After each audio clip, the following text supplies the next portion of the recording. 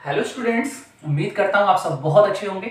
आज हम लोग क्लास 10th का चैप्टर नंबर 12 का इंट्रोडक्शन स्टार्ट करेंगे। सबसे पहले हम लोग ये जानने की कोशिश करेंगे कि चैप्टर नंबर 12 जिसको हम लोग इलेक्ट्रिसिटी के नाम से जानते हैं, उसमें हम लोग कौन कौन से टॉपिक्स को कवर करेंगे, तो हम लोग ये देखने की कोशिश करेंगे। तो सबसे पहले हम लोग बताना चाहेंगे कि इलेक्ट्रिसिटी वाला जो चैप्टर है, इसमें हम लोगों को इलेक्ट्रिक करंट पढ़ना होगा। इलेक्ट्रिक करंट के साथ में हमको इलेक्ट्रिक पोटेंशियल और इलेक्ट्रिक पोटेंशियल से ही रिलेटेड एक वर्ड और है जिसको हम लोग इलेक्ट्रिक पोटेंशियल डिफरेंस बोलते हैं। इन दोनों को पढ़ने के बाद हम लोग सर्किट डायग्राम समझेंगे कि किस तरीके के सर्किट कंपोनेंट्स होते हैं, कैसे हम लोग उनको यूज करते हैं, कैसे हम सर्किट को बना सकते हैं। इसी के बाद सबसे इंपॉर्टेंट जिसको हम लोग बोलते हैं ओम्स लॉ, वो हमको यहाँ पढ़ना होगा। एक्चुअली में ओम्स लॉ क्या करता है, इलेक्ट्रिक करंट और इलेक्ट्रिक पोटेंशियल को आपस में एक दूसरे से रिलेट करता है। इसके बाद हम लोग यही ओम्स लॉ से एक मिलने वाली चीज रेजिस्टेंस और उसी के साथ में हम रेजिस्टिविटी को डिस्कस करेंगे। जब इन दोनों चीजों को समझ लेंगे कि किन फैक्टर्स पर डिपेंड करते हैं, उसके बाद हम लोग चलेंगे कॉम्बिनेशन ऑफ रेसिस्टर्स पर। हम सबको पता है कि कॉम्बिनेशन ऑफ रेसिस्टर्स में हम लोगों को सीरीज कॉम्बिनेशन, पैरेलल कॉम्बिनेशन और मिक्स कॉम्बिनेशन को समझना होगा। उसके बाद हम लोग चलेंगे heating effect of electric current पर। Heating effect of electric current एक करंट का इफेक्ट है, जैसे कि मैग्नेटिक इफेक्ट होता है वैसे ही एक हीटिंग इफेक्ट है करंट का, तो उसको भी हम लोग यही समझने की कोशिश करेंगे। और इसी के बाद हम लोग समझेंगे कि इलेक्ट्रिक पावर क्या होती है। इतना समझने के बाद हमारा ये चैप्टर जो है वो इलेक्ट्रिसिटी वाला कंप्लीट हो जाएगा। लेकिन मैं आपको बताना चाहूंगा कि इस चैप्टर को स्टार्ट करने से पहले हमको दो जरूरी चीजों को समझना होगा, जैसे कि हम बोल सकते हैं एक चार्ज, क्योंकि देखो इलेक्ट्रिक करंट में हम एक वर्ड यूज करते हैं द फ्लो ऑफ चार्ज। तो पहले हमको समझना होगा कि चार्ज क्या होता है। तो आज की इस वीडियो में हम लोग चार्ज को डिस्कस करते हैं, चार्ज क्या है, कैसे हम लोग इस चीज को यूज करेंगे। तो जरा चार्ज के कंसेप्ट को समझने की कोशिश करते हैं। तो सबसे पहली बात ध्यान रखेंगे, ये जो चार्ज है ये ध्यान रखना, it is a intrinsic property. It is a intrinsic property. ये जो इंट्रिंसिक प्रॉपर्टी मैं बोल रहा हूं, एक्चुअली इसका मतलब जो होता है बेटा, इंट्रिंसिक मतलब होता है इंटरनल, ये ध्यान रखना। इंट्रिंसिक मतलब इंटरनल प्रॉपर्टीज जो होती है, किसी भी बॉडी की ये प्रॉपर्टी हो सकती है, ठीक है। दूसरी बात, इसको जो रिप्रेजेंट करते हैं वो स्मॉल क्यू या कैपिटल क्यू से हम लोग इसको रिप्रेजेंट करते हैं। ये भी ध्यान रखना, ये एक स्केलर क्वांटिटी है बेटा, ये स्केलर क्वांटिटी है। और स्केलर क्वांटिटी है तो केवल इसमें मैग्नीट्यूड होगा, ठीक है। जो मैग्नीट्यूड होगा उसकी हम लोग यूनिट, यानी अगर मैं बोलूं एसआई यूनिट जो होगी उसको हम लोग बोलते हैं कूलाम। और ये जो कूलाम है ना, इसको हम लोग कैपिटल सी से रिप्रेजेंट करते हैं। दूसरी चीज, इसकी जो सीजीएस यूनिट होती है, सीजीएस बोले तो सेंटीमीटर ग्राम सेकंड जो यूनिट होती है, उसको हम लोग ईएसयू बोलते हैं। ईएसयू बोले तो इलेक्ट्रोस्टैटिक यूनिट, ठीक है। या हम लोग इसको स्टैट कूलाम के नाम से भी जानते हैं, स्टैट कूलाम, शॉर्ट में हम लोग इसको स्टैट कूलाम बोल रहे हैं, ठीक है। अगर मैं इन दोनों को रिलेट करूं तो ये ध्यान रखिएगा, 1 कूलाम जो है वो होता है 3 × 10⁹ ESU के इक्वल। तो आपको ये छोटी छोटी बातें समझ आ जानी चाहिए जो मैंने थोड़ी बातें आपको बताई हैं। इसी के साथ एक बात और करते हैं, ये चार्ज जो है मैंने बोला इंट्रिंसिक प्रॉपर्टी होती है, तो ये ध्यान रखना, इसका जो कॉज है, ये ध्यान रखेंगे बेटा, चार्ज का जो कॉज है वो मीन है ट्रांसफर ऑफ इलेक्ट्रॉन, ठीक है। ये ध्यान रखना, जब इलेक्ट्रॉन एक बॉडी से दूसरी बॉडी में ट्रांसफर होगा, अब सपोज दैट समझना जरा, ये कोई ऑब्जेक्ट ए है, ये कोई ऑब्जेक्ट मेरे पास भी है। मानो इलेक्ट्रॉन इससे इसमें ट्रांसफर हो गया, तो देखो यहां पे क्या हो गया, एक्सिस हो गया, एक्सिस ऑफ इलेक्ट्रॉन हो गया। और यहां पे क्या हो गया बेटा, डिफिशियंसी ऑफ इलेक्ट्रॉन हो गई। तो देखो ये भी हम आप बोल सकते हैं कॉज जो है वो ट्रांसफर ऑफ इलेक्ट्रॉन है, काहे का, चार्ज का। लेकिन हम ये भी बोल सकते हैं कि डिफिशियंसी ऑफ इलेक्ट्रॉन और excess of electron is also a cause of charge. तो ये बात ध्यान से समझ लीजिएगा, यानी किसी भी बॉडी पर जो होता है। इसी के बिहाफ पर अमेरिकी साइंटिस्ट बेंजामिन फ्रैंकलिन, नाम ध्यान से समझ लीजिएगा, अमेरिकी साइंटिस्ट बेंजामिन फ्रैंकलिन ने हमको ये बताया कि जो चार्ज है वो दो तरीके का होता है। एक चार्ज को बेटा हम लोग जो है वो पॉजिटिव चार्ज बोलते हैं और एक को हम लोग नेगेटिव चार्ज बोलते हैं।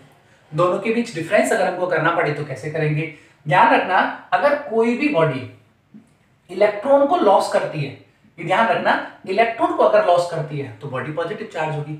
यानी सिंपली मैं बोल सकता हूं, जो बॉडी इलेक्ट्रॉन की डिफिशियंसी रखती है, यानी यहां लिख सकते हैं हम लोग डिफिशियंसी ऑफ इलेक्ट्रॉन, उसको हम लोग क्या बोलते हैं, वो बॉडी पॉजिटिव चार्ज है।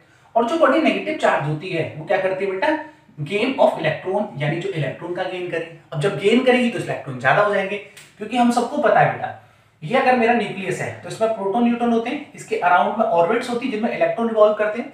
तो इनिशियली हमको पता है जो प्रोटॉन होते हैं और जो इलेक्ट्रॉन होते हैं, उनका नंबर्स कैसा रहता है इनिशियली बेटा, इक्वल रहता है। इसीलिए मैं आपसे बोल रहा हूं, ये ज्यादा और कम की बात जो हम समझाने की कोशिश कर रहे हैं, हम इसको ये भी बोल सकते हैं एक्सिस ऑफ इलेक्ट्रॉन, यानी कि एक्सिस ऑफ इलेक्ट्रॉन हो जाएगा, ठीक है। दूसरी और सबसे जरूरी बात हम लोग यहाँ पे ये भी समझा सकते हैं, जब इलेक्ट्रॉन लॉस्ट हो गए तो जो नंबर ऑफ प्रोटॉन होगा बेटा, ध्यान से समझना, नंबर ऑफ प्रोटॉन ज्यादा हो जाएगा कब, जब पॉजिटिव चार्ज होगी नंबर ऑफ इलेक्ट्रॉन से, ठीक है। जब इसकी बात करोगे तो ध्यान रखिएगा नंबर ऑफ प्रोटॉन जो है वो कैसा होगा, कम हो जाएगा, काहे से, नंबर ऑफ इलेक्ट्रॉन से। या हम ये भी बोल सकते हैं जो इलेक्ट्रॉन है वो नंबर में कैसे हो जाएंगे, ज्यादा हो जाएंगे। एक चीज और समझने की कोशिश करना, मैं बात करता हूं जो बॉडी पॉजिटिव चार्ज होती है उसके मास के बारे में। फॉर एग्जांपल ऐसे समझो, ये मेरे पास कोई मिठाई का डब्बा है, इस मिठाई के डब्बे में मेरे पास लड्डू रखे हुए हैं कुछ, मान लीजिए फॉर एग्जांपल मैंने 10 लड्डू बोल दिए। अब मैंने बोला लॉस्ट ऑफ इलेक्ट्रॉन, मानो उस डब्बे से एक लड्डू मैंने बाहर निकाल दिया, तो खुद सोचिए सिस्टम का जो मास होगा वो कैसा हो जाएगा बेटा, रिड्यूस कर जाएगा। एक चीज निकाल दिया ना, तो ध्यान रखना जो बॉडी पॉजिटिव चार्ज होगी उसका मास जो है वो स्लाइटली रिड्यूस कर जाता है। दूसरी बात, अगर मैं इसको उल्टा प्रोसेस कर दूं, इसको दे दूं, अंदर रख दूं, तो हमको पता है इसका मास इंक्रीज कर जाएगा। तो यहां पर हम बोल रहे हैं गेन ऑफ इलेक्ट्रॉन, यानी इलेक्ट्रॉन जब आएगा तो क्या करना है बेटा, जो बॉडी नेगेटिव चार्ज होती है उसका जो मास होता है वो ध्यान रखिएगा स्लाइटली इंक्रीज कर जाता है, ठीक है। अभी हम लोग छोटी सी बात और समझने की कोशिश करेंगे। यहीं पर मैं एक बात आपको बोलूंगा, जैसे 3 फंडामेंटल पार्टिकल्स होते हैं, एक को हम लोग प्रोटॉन बोलते हैं, ठीक, एक को हम लोग इलेक्ट्रॉन बोलते हैं, और एक को हम लोग जो है वो न्यूट्रॉन बोलते हैं, ठीक है। तो देखो समझो, ये जो प्रोटॉन है इस पर जो चार्ज कंसीडर किया गया वो पॉजिटिव, ओनली कंसीडर, कोई फैक्ट नहीं है, 1.6 into 10 to the power -19 coulomb होता है, ठीक है। यहां पर अगर बात करूं तो इलेक्ट्रॉन पर जो चार्ज होता है वो नेगेटिव होता है, जिसकी value 1.6 into 10 to the power -19 coulomb होता है, ठीक है। और जो न्यूट्रॉन है इस पे 0 चार्ज होता है, सिंपली हम लोग इसको न्यूट्रल बोल सकते हैं, ठीक। ये बात ध्यान से समझने की है, बहुत छोटा सा पॉइंट है। एक बात और समझाऊंगा बेटा, या ध्यान रखना, प्रोटॉन पर चार्ज पॉजिटिव है और इलेक्ट्रॉन पर चार्ज नेगेटिव है। इसका ये मतलब नहीं, जैसे कि हम लोग बोलते हैं पॉजिटिव 2 और नेगेटिव 2 में कौन बड़ा, तो हम लोग बोलते हैं पॉजिटिव 2 ज्यादा। ये ध्यान रखिएगा, ये पॉजिटिव साइन और ये जो नेगेटिव साइन है ये केवल सिंबल रिप्रेजेंट कर रहा है, नेचर रिप्रेजेंट कर रहा है। Actually both will be equal, यानी कि प्रोटॉन पर चार्ज इलेक्ट्रॉन पर चार्ज के बराबर होगा। दोनों की वैल्यू में कोई फर्क नहीं है, लेकिन दोनों का नेचर कैसा रहता है, जस्ट अपोजिट रहता है। इस चीज को हम लोगों को यहाँ पर समझना होगा, ठीक है। इसके बाद हम लोग छोटी सी बात और करते हैं, ध्यान रखिएगा, मैं ये जो बता रहा हूं आपको वो क्लास 10th का बेसिक है, इसलिए मैं आपको सीधे सीधे बता रहा हूँ। यहाँ पर हम लोग कुछ छोटी सी कंसेप्ट जिनको हम लोग प्रॉपर्टीज, ठीक है, ये ध्यान रखिएगा, मैं जिनको प्रॉपर्टीज ऑफ चार्ज बोल रहा हूँ, प्रॉपर्टीज ऑफ चार्ज। तो देखो बेटा, सबसे पहली प्रॉपर्टी हमको जो समझनी है वो ये है कि जो लाइक चार्ज होते हैं, सिंपली मैं बोलूं जो लाइक चार्ज होते हैं, ठीक है, लाइक चार्ज का मतलब बेटा प्लस प्लस, ठीक है, या माइनस माइनस, इनको बोलते हैं लाइक चार्जेस। तो हमेशा ध्यान रखिएगा कि एक दूसरे को रिपेल करते हैं, ठीक। अगर ये अनलाइक चार्ज होते, अनलाइक चार्ज बोले तो अपोजिट चार्ज, एक पॉजिटिव होता है एक नेगेटिव होता, या सिंपल बोल दूं या नेगेटिव एक पॉजिटिव होता, तो ये जो दोनों चार्जेस है ना वो एक दूसरे को हमेशा क्या करते हैं, अट्रैक्ट करते हैं। ये बात ध्यान से समझने का पॉइंट है, ठीक है। अभी मैं सेकेंड पॉइंट की बात करूं तो सेकेंड पॉइंट पर ध्यान रखना, चार्जेस इनवेरिएंस, ठीक। इस चार्जेस इनवेरिएंस का मतलब क्या है, देखो चार्ज को क्यू से रिप्रेजेंट करते हैं, जो क्यू की वैल्यू रेस्ट में रहेगी वही चार्ज की वैल्यू मोशन में होगी, यानी चार्ज की वैल्यू बदलेगी नहीं। एक्चुअली ऐसा समझने का मतलब क्या है, देखो जो मास होता है ये ना मोशन के साथ में बदल जाता है, यानी हम रेस्ट कंडीशन में तब हमको मास कुछ एपियर होगा, लेकिन जब आप चल रहे हैं, बहुत तेजी से चल रहे हैं, जितना भी तेजी से चल सकते हैं, तो मास बदल जाता है, ठीक है। तो यहां पर हम बोल रहे हैं कि चार्ज जो रेस्ट में है वही मोशन में होगा, यानी इलेक्ट्रॉन पर जो चार्ज की वैल्यू होती negative 1.6 into 10 to the power -19 coulomb, ये ध्यान देंगे ये रेस्ट में भी वही होती है, मोशन में भी वही होती है। इलेक्ट्रॉन पर ये चार्ज की वैल्यू कभी नहीं बदलती। इसी सीक्वेंस में हम लोग आगे चलेंगे तो थर्ड प्रॉपर्टी अगर हम देखेंगे तो जिसको हम बोलते हैं चार्जेस कंजर्व, ध्यान दीजिएगा, चार्जेस कंजर्व, चार्जेस कंजर्व। ना तो चार्ज को हम लोग क्या कर सकते हैं बेटा, डिस्ट्रॉय कर सकते हैं, और ना ही हम उसको प्रोड्यूस कर सकते हैं, लेकिन एक फॉर्म से दूसरे फॉर्म में चेंज कर सकते हैं। फॉर एग्जांपल मान लीजिए कोई ऑब्जेक्ट ए, ये कोई ऑब्जेक्ट बी, स्टार्टिंग में प्रोटॉन के नंबर और न्यूट्रॉन इलेक्ट्रॉन के नंबर इस पर भी इक्वल है, और इस पर भी प्रोटॉन और इलेक्ट्रॉन के नंबर इक्वल है। मैंने बोला कि इसने इलेक्ट्रॉन निकालकर इसको भेज दिए, फॉर एग्जांपल 10 इलेक्ट्रॉन निकालकर इसको भेज दिए, तो देखो इस पर क्या हो गया, डिफिशियंसी होगी ऑफ इलेक्ट्रॉन, तो ये कैसा हो जाएगा, पॉजिटिव चार्ज हो जाएगा। और इलेक्ट्रॉन इस पर आ गई तो ये कैसा हो जाएगा, नेगेटिव चार्ज हो जाएगा, क्योंकि इस पर एक्सेस ऑफ इलेक्ट्रॉन हो गया। तो यहाँ पे मैंने चार्ज को प्रोड्यूस थोड़ी ना किया, मैंने इलेक्ट्रॉन पर देखो ऑलरेडी चार्ज होता है, इलेक्ट्रॉन पर 1.6 × 10⁻⁻19 कूलम ऑलरेडी चार्ज है। ये चार्ज एक जगह से दूसरी जगह तो है, हमने उसको क्या ट्रांसफर किया है, लेकिन हमने उसको प्रोड्यूस नहीं किया है। तो ये ध्यान रखेंगे, चार्जेस कंजर्व, तो ये प्रॉपर्टी भी आपको समझ आनी चाहिए। देखो एक प्रॉपर्टी और होती है बेटा, जिसको हम लोग बोलते हैं चार्जेस क्वांटाइज्ड। बहुत इंपॉर्टेंट प्रॉपर्टी, सबसे काम की प्रॉपर्टी यही है, क्योंकि एक मैथमेटिकल फॉर्मूला हमको देगी। तो ध्यान रखेंगे, चार्जेस क्वांटाइज्ड जिसको हम लोग बोलते हैं, इसको समझना। एक्चुअली देखो मैं एक बात समझाने की कोशिश करता हूं। मैंने पूछा क्लासरूम में नंबर ऑफ स्टूडेंट पूछ रहा हूं, तो देखो नंबर ऑफ स्टूडेंट मैंने जो पूछा वो कभी भी जो है ना, वो देखो ऐसे होगा, 4 हो गया, 3 हो गया, 32 बोल सकते हो, 50 बोल सकते हो, लेकिन कभी ऐसे नहीं बोलोगे कि एक स्टूडेंट फॉर एग्जांपल गेट पर आकर एक पैर इधर रख दिया, एक पैर इधर रख दिया। अब आप उससे बोलो कि कितने स्टूडेंट हैं, तो आप ये नहीं बोलोगे कि 32.5, कभी स्टूडेंट का नंबर 32.5 वगैरह में नहीं था। तो यहां पर भी मैं जो समझाने की कोशिश कर रहा हूं वो भी आप समझो। ये जो बात है ना, वो माइक्रो लेवल पर बात हो रही है, मैक्रो लेवल पर बात नहीं हो रही। जो भी इलेक्ट्रॉन, जैसे for example A object, B object, देखो जो इलेक्ट्रॉन निकल कर जाएगा तो वो पूरा निकल कर जाएगा, ऐसा नहीं कि टुकड़े में निकल कर जाएगा। तो ध्यान रखना, क्वांटाइजेशन का मतलब है चार्ज की जो भी वैल्यू होगी वो इलेक्ट्रॉन पर चार्ज। अब देखो ई जो है ना, यहाँ पे जो ई लिखा है, मैं इसको पहले समझा रहा हूं जरा। वेयर ई जो है ना, उसकी वैल्यू 1.6 × 10⁻⁻19 कूलम है, ठीक है। ये रिप्रेजेंटेशन है बस, और कुछ नहीं है। और यहाँ एन का इनटू कर दिया, यानी हम ये बोल सकते हैं चार्ज की हर वैल्यू पॉसिबल नहीं है। जैसे जो मास होता है इसकी हर एक वैल्यू पॉसिबल है, हम 100 ग्राम भी बोल सकते हैं, 1.5 ग्राम भी बोल सकते हैं, लेकिन चार्ज की हर वैल्यू पॉसिबल नहीं है, क्योंकि यहां पर जो इलेक्ट्रॉन है बेटा वो कैसा रहेगा, नंबर्स में रहेगा। जैसे कि 1 हो सकता है, 2 हो सकता है, 3 हो सकता है, 4 हो सकता है, ऐसे करके एंड्स ऑन रहेगा। एन कभी भी ना रेशनल नहीं रहेगा, 7/2 नहीं होगा, ठीक है। ऐसे नहीं बोल सकते 4.5 रह गया, हमने बोला 1.6 रह गया, ऐसा कभी नंबर ऑफ इलेक्ट्रॉन नहीं होगा। तो इसी फॉर्मूले से हम लोग समझ पाएंगे कि क्वांटाइजेशन का मतलब क्या है। देखो इस चीज को एक न्यूमेरिकल से समझते हैं। मैंने पूछा आपसे फाइंड, क्वेश्चन समझना जरा, नंबर ऑफ इलेक्ट्रॉन, ठीक, इन 1 कूलम। ये एक न्यूमेरिकल हो गया, बहुत पूछा जाता है ये क्वेश्चन। तो देखो कैसे होगा बेटा, हम लोगों को चार्ज की वैल्यू कितनी दी, 1 कूलम, तो मैंने 1 कूलम लगा दिया। और आपसे ई हमको पता है 1.6 × 10⁻⁻19 कूलम, हमको ये पता है ई जो वो हमको ये पता, ये यहाँ, ठीक है। अब देखो यहाँ पे मैंने यूज किया Q = NE, ठीक। तो आप Q की वैल्यू 1 लगाओगे, N आपको फाइंड करना है। E की वैल्यू कितनी दे रखी है बेटा, 1.6 × 10⁻⁻19। जब आप इसे इधर ले जाके सॉल्व करोगे, जब N को फाइंड करोगे तो N निकल कर आएगा 6.25 × 10⁻18। ये याद कर लेंगे तो ज्यादा बेटर होगा। तो ध्यान रखिएगा 1 कूलम चार्ज में जो नंबर ऑफ इलेक्ट्रॉन होते हैं वो होते हैं 6.25 × 10⁻18। ये अपने आप में एक बहुत बड़ा अमाउंट है। तो ध्यान रखेंगे, ये हमारी कुछ प्रॉपर्टीज हैं जो हम लोगों ने यहाँ पर पढ़ी, ठीक है। इसके बाद में एक छोटी सी बात आपको और बता देता हूं बेटा, जिनको हम लोग बोलते हैं मेथड ऑफ चार्जिंग, यानी कि किसी भी ऑब्जेक्ट को हम लोग चार्ज कैसे कर सकते हैं। तो ध्यान रखिएगा, जिनको हम लोग ये बोलते हैं मेथड ऑफ चार्जिंग। तो देखिए मेथड ऑफ चार्जिंग का मतलब क्या है। सबसे पहली बात, हम फ्रिक्शन के जरिए, पहली चीज हम लोग फ्रिक्शन से किसी भी बॉडी को चार्ज कर सकते हैं। फॉर एग्जाम्पल मेरे पास एक ऑब्जेक्ट ये, एक ऑब्जेक्ट ये, अगर मैं दोनों को इस तरीके से रब करता हूं, फ्रिक्शन देता हूं, तो ध्यान रखिएगा ये दोनों बॉडीज में आपस में इलेक्ट्रॉन का ट्रांसफर होगा और उसकी वजह से हम लोग इस बॉडी को चार्ज कर सकते हैं, ठीक है। एक सेकेंड मेथड भी हम लोग यूज करते हैं जिसको हम लोग इंडक्शन बोलते हैं, ठीक है। इंडक्शन में क्या होता है, देखो फ्रिक्शन में क्या होता है ना, डायरेक्ट कॉन्टेक्ट होता है। कैसा कॉन्टेक्ट होता है, डायरेक्ट, सीधे सीधे दोनों बॉडी आपस में एक दूसरे से टच करेंगी। लेकिन जो इंडक्शन होता है इसमें दो बॉडी आपस में एक दूसरे से टच नहीं करती, ऐसे करके होता है, ठीक है। तो ध्यान रखिएगा, एक तरीका इंडक्शन होता है। और जो थर्ड मेथड होता है अपना, उसको हम लोग बोलते हैं कंडक्शन, ठीक है।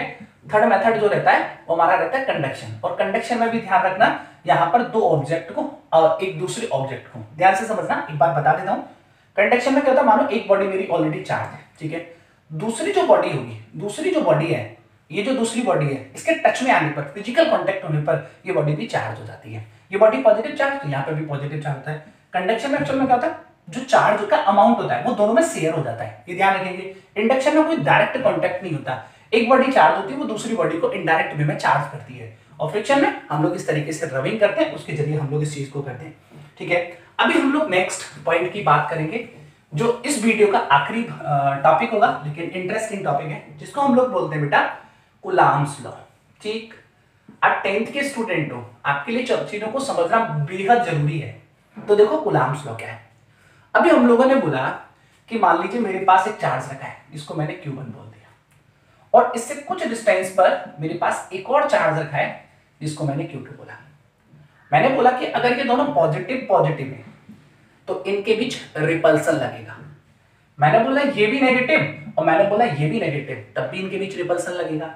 एक को मैंने पॉजिटिव एक को नेगेटिव बोल दिया तो इनके बीच अट्रैक्शन लगेगा। Actually what is the meaning of repulsion और अट्रैक्शन? एक्चुअल में कहीं ना कहीं इंडिकेशन आ रहा है कि अट्रैक्टिव फोर्स और रिपल्सिव फोर्स इनके बीच में लगेगा। तो वही चीज यहां पर हम लोग बोल रहे हैं, जो कूलाम्स लॉ है वो ध्यान रखना क्या करता है, मैं समझाने की कोशिश करूंगा। कूलाम्स लॉ दो चार्ज बॉडी के बीच में, और ये दोनों चार्ज बॉडी कैसी होनी चाहिए बेटा? पॉइंट चार्ज होना चाहिए। ये दोनों पॉइंट चार्जेस के बीच में लगने वाले फोर्स के अमाउंट को बताने का काम करता है कूलाम्स लॉ। ठीक है, तो देखो यहां पर यहां से यहां का डिस्टेंस अगर हम लोगों ने r लेट कर लिया तो कुछ चीजें कंसीडर करते हैं। देखो कूलाम्स लॉ, सबसे पहली बात जो कूलाम्स लॉ है वो क्या बताता है बेटा? फोर्स बताता है। ये जो फोर्स है वो इन दोनों चार्जेस के प्रोडक्ट के, ध्यान रखना, दोनों चार्जेस के प्रोडक्ट के डायरेक्टली प्रोपोर्शनल होता है। First equation. Second equation, coulombs law जो है वो इनवर्स स्क्वायर लॉ को ओबे करता है, या हम सिंपली बोल सकते हैं force is inversely proportional to the square of distance between both charges। ये सेकंड इक्वेशन हो गई। इन दोनों चार्जेस, इन दोनों इक्वेशंस को जब कंबाइन करोगे तो एक ऐसी इक्वेशन निकल कर आएगी Q1 Q2 upon R square. ठीक है, यहां पर हम लोग इस प्रोपोर्शनैलिटी के साइन को रिमूव करेंगे तो यहां पर एक कांस्टेंट आ जाएगा K। ठीक, ये हो जाएगा Q1 Q2 upon R square. इसी को हम लोग कूलाम्स लॉ बोलते हैं, यही हमारा कूलाम्स लॉ है। एक बात ध्यान देंगे, यहां पर जो K आया है, ठीक है, ध्यान दीजिएगा, जो K है उसकी वैल्यू 9 × 10⁹। अगर यूनिट निकालूंगा तो देखो इसको निकालने के लिए इसको इधर भेजना पड़ेगा तो जाएगी न्यूटन, इधर आएगा मीटर स्क्वायर, और चार्ज चार्ज कूलाम कूलाम नीचे आके ऊपर जाएगा तो पर कूलाम, ये इसकी यूनिट हो जाएगी। यानी यहां यूज होने वाला जो प्रोपोर्शनैलिटी कांस्टेंट है उसकी जो वैल्यू होगी वो कितनी हो जाएगी बेटा? 9 × 10⁹ न्यूटन मीटर स्क्वायर पर कूलाम। अब देखो बहुत इंटरेस्टिंग टॉपिक है, इसके बारे में कुछ छोटी छोटी चीजें जिनसे आपके एग्जाम पेपर में कभी भी ऑब्जेक्टिव क्वेश्चन पूछ लिया जाता है। देखो कूलाम्स लॉ का फॉर्मूला हम लोगों ने बेटर तरीके से लिख लिया, Q1 Q2 upon R square. ठीक है, मैं आपसे एक बात बोल रहा हूं, इफ F इज पॉजिटिव, यानी ये जो फोर्स है वो अगर पॉजिटिव निकल कर आता है तो उसका मीनिंग क्या है? ठीक है, और दूसरी चीज मैं आपसे बोल रहा हूं कि F, यही फोर्स जो है इसी को हम लोग इलेक्ट्रिक फोर्स या इलेक्ट्रोस्टैटिक फोर्स बोलते हैं। अगर ये नेगेटिव निकलता है तो इसका मीनिंग क्या है, हम ये समझने की कोशिश करते हैं।